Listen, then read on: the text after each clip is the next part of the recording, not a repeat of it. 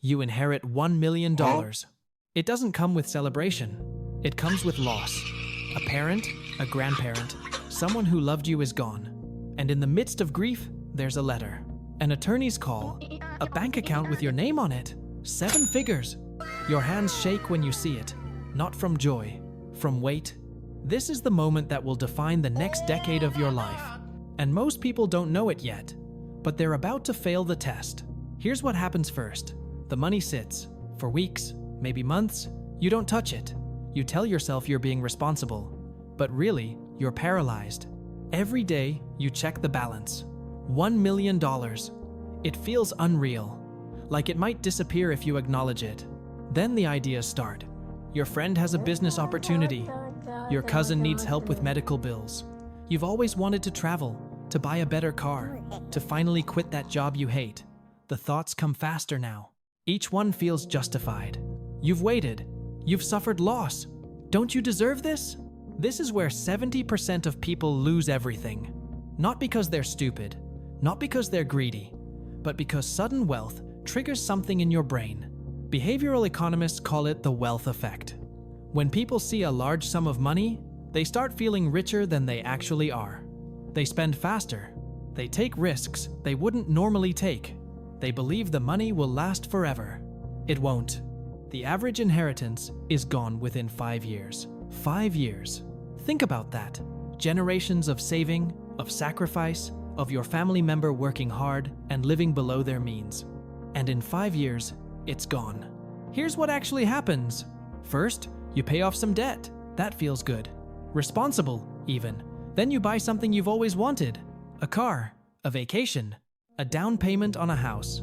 Each purchase feels small compared to the total. What's $80,000 when you have $1 million? It's only 8%. You barely notice it. But you're not spending money. You're spending your future. That $80,000, invested at historical market returns, would have become $600,000 in 30 years.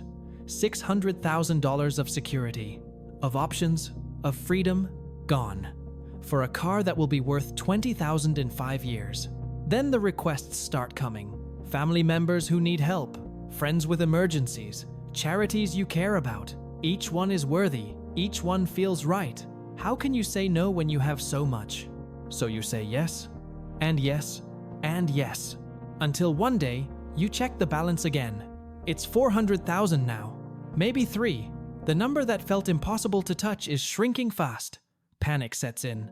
You try to stop spending, but lifestyle inflation is a trap. Once you upgrade your life, it's hard to downgrade. The car payment, the bigger apartment, the habits you've formed, they all require money. So you start looking for returns. Your friend's business sounds promising. Crypto is booming. Real estate always goes up, right? You invest what's left in things you don't understand, chasing the growth you need to recover. And that's when you lose the rest. This isn't a cautionary tale. This is data. This is what happens to most people. Wealth consultancy. The Williams Group tracked thousands of families and found a staggering reality. 70% of families lose their inherited wealth by the second generation. Not struggling, broke. But there's another path.